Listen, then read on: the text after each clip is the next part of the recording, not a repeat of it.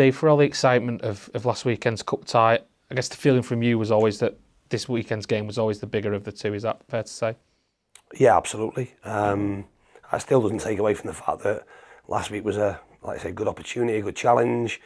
You can take, or you should be able to take a lot from the game in terms of the group and players individually. But it was a good opportunity after that to sort of try and recover a little bit and almost draw a line to say we've now got 21 league games to go and understand where we're at and where we need to be and what we need to try and do in the virtually the second half of the season, if you like, to achieve what we want to achieve. Just when you look back at last week's performance, we spoke last week about Tanto and how this was really his opportunity, if you like, to step up and get that run in the team. Caused Mark Gurhey real problems last week. You must take a lot of positives from his individual performance. Yeah, absolutely. It's not about me taking positives. It's about him taking positives, really. I suppose from our side of things, that what we've spoken about with Tanto is exactly what showed. The, I suppose, ability to use his strengths, and his strengths are to running behind and what problems that can cause. That's obviously more difficult to do if teams are deeper in the pitch and are sort of banked in a little bit. You have to be more, I suppose, cute and better with your movements, which again is a work in progress for him. It's not his biggest strength, but when we are, I suppose, sat a little bit deeper and when defenders are on the halfway line, that should be, for him, should be huge sort of red flags in his head that he can go and have a real impact on the game, because he needs to get in as many races as he can, because if he gets in those races, the likelihood is he'll win the majority of them. Important then that he is able to make the goalkeeper work, which he did in the moments that he had in the game, or make sure he's providing assists for other players, which again on the opportunity he got when he did get in behind, like I say, he made good decisions, and on another day could have a goal and an assist to his name as a minimum, and the game might look a little bit different. The other player I wanted to ask you about was Ethan Pye. You singled him out for praise in your post-match press conference. It just seems no matter what the level he faces, he just steps up to it and rises to the occasion. As a former defender yourself, how far can Ethan go, do you think? That comes down, that's up to Ethan, isn't it? I think it's easy for me and us as a coaching staff to make statements and predictions around players' futures. You're in control of that in my eyes. Now, there can be an argument if you want to look back at the end of your career to say, I did this and this to the best of my ability and weren't given the opportunity to go and play at a certain level. That's all right, as long as you can say that honestly. But the way the game is now, things don't often go unnoticed. So, excuse me, if you're producing good performances, those good performances will flag up in data in terms of what the requirements are of a certain position on the pitch. People are then looking, I suppose, either one way or the other, whether it's data or the other way around, and looking at what they see in their eye. They're then having it backed up by data. So not many things go unnoticed. He's got to keep doing that, and I'd say the same to everyone else in our team. I think you look at what stands out. What stands out, you're going to be at the top end of the pitch, it's going to be numbers. It's going to be numbers in terms of goal involvements and things like that. For Ethan, of course, people are going to look at his defending and what he has to do, his mobility, his ability on the ball. Obviously, being a left-sider is a bonus for him and for everybody else, because everyone's looking for them to get balance. And like you say, he has stepped up. There are still moments, there are still dips that you would expect for a young player, but he's got a sort of a large number of games under his belt over the past few years, and been a regular, which for someone of his age is not hugely common. So that should give him a better chance than most in order to moving forward. You obviously had Boni involved last weekend as a result of having the 9 subs, great reception that he got from the county fans. How ready is he to be involved going forward? Does there need to be a bit of expectation management there, maybe? You you don't want to, I suppose, put water on people's fires in terms of getting excited about players that we brought in. The realistic hope for us, and this may sound wrong, but is that he wouldn't be involved and he wouldn't be near the team. But the way we are currently with our squad, then that's not the case, and that doesn't mean that we don't want him near the team. We need to get him up to speed. There are good bits. He can, like I say, he's made an impression already in terms of his character. He can certainly finish off both feet and with his head. Sometimes because of his, I suppose, maturity in terms of the fact that he's played men's football, you forget his age and how young he is.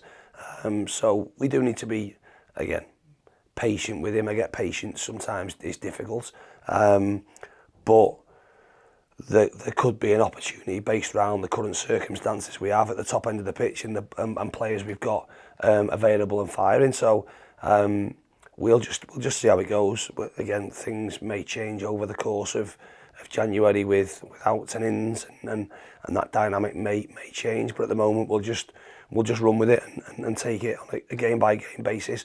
Try and get him fit and fitter and stronger in the opportunities we have during the week. And if it results at the end of it that there's a game and he can have an involvement and make an impact, then brilliant.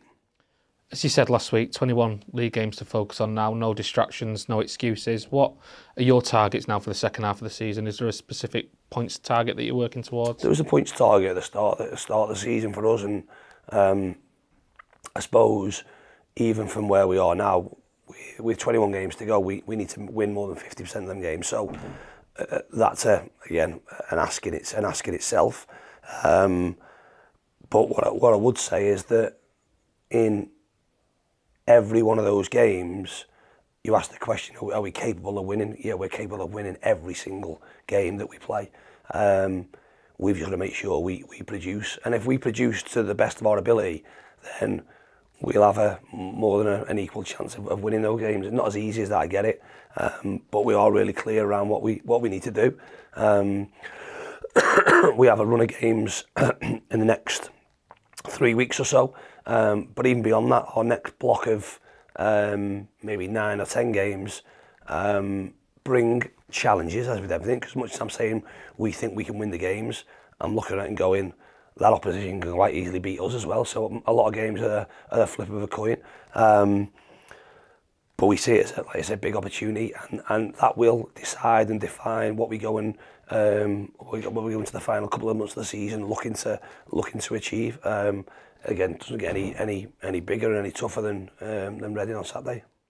You made it clear previously you would like to add players during this transfer window. I'm sure you'd like to have had some in before Saturday. Do you have an update into the where you're at in terms of incomings? No, we thought that we'd had one in for Saturday. Unfortunately, that has been delayed slightly. Things may turn around before Saturday, but again, sitting here now, I'd maybe expect not, and that might be one we need to revisit after the weekend. Like I said, there's plenty going on. We know where we need to strengthen. We know where we need to not only strengthen but give ourselves depth and cover for the remaining part of the season.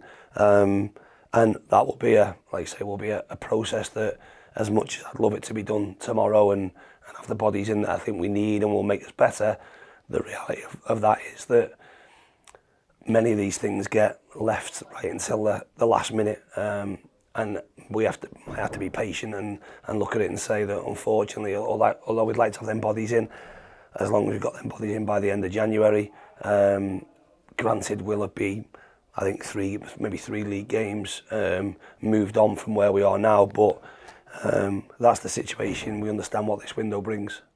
There has been an outgoing today, Sam Hughes joining Peterborough on loan for the rest of the season. Is that an indication, firstly, that Fraser's recovery is going well, and also would you like to add another centre-half now before the end of the window? Not an indication that Fraser's injury is going well by any stretch. Fraser's going to be out for 6 weeks, another 6 weeks per se. And it is a position that we thought we can add a body for certain. I think from our side of things and Sam's side of things, it was important that we could try and get him out and get him some games. And again, sometimes loans and things or moves potentially happen that if you don't commit to doing them, they go away. And we thought this was a good one. We all felt this was a good one for Sam.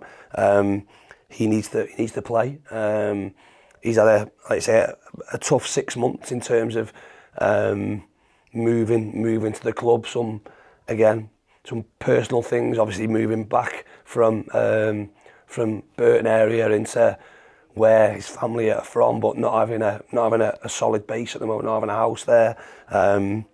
A sort of a bereavement in the family through pre-season, which again, because of the close-knit nature of his family, he was hit hard by. He then had the adulation of having a baby, which is brilliant for him and the family and his partner. Picked up an injury first game at Blackburn, which kept him out for sort of 6-8 weeks. So it's been really, really tough. And I suppose from our side of things, from his side of things, he needs to get minutes and needs to get games. We felt and wanted that, importantly, to try and be in League One. And the Peterborough opportunity came up. Now he's going to a team that haven't started the season the way they would like and are struggling a little bit, but they're a team that notoriously are up there challenging and one of the better teams in League One. A team that asked the defenders to play out and are comfortable in possession, which again will answer questions for us and will challenge Sam in terms of his development. And hopefully he goes away and has a really good second half of the season in terms of games, in terms of performances, and then we can all sit down in the summer and see where we're at. So, but he goes there with like I say, everyone's well wishes. Hopefully he goes and performs in the manner that we know he can.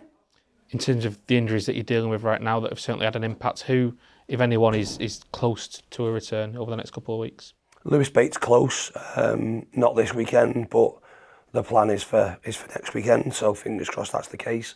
He's the only one. Nick Powell and Fevs are further down the line, probably closer to March than certainly January, I'd say. They're the only real two that are longer term injuries that I suppose we have to make sure we cover in this window to see us through. Just looking at Reading, I guess the big change from the last time we faced him has been in the dugout. Ruben moving on to Hull and Noel coming in. Has he changed much? I guess you don't have to change much when things are going pretty well already. No, I suppose philosophy style still similar. The one thing they've probably lost then through some injuries and things is the attacking players, the wingers. I think that Ishibashim, who caused a real threat at the start of the season, has been out since we played them in the game at home, so he's out for close to 3 months, and they've lost some other of their wide attacking players. They've replaced that a little bit with different profile of players, but still attacking the same manner, still want to be front foot. They've got a brilliant home record, so it's a tough place to go. Still want to try and have control with Lewis Wing trying to run the game and midfield runners beyond that. So we know what we're up against and expect. They're a young profile of a team, so have energy and legs about them.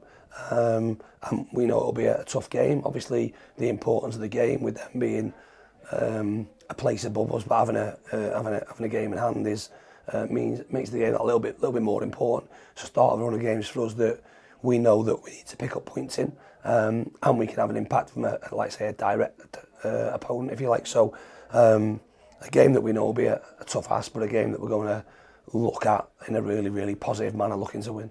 Appreciate your time, Dave. Safe travels down tomorrow. Cheers, thank you.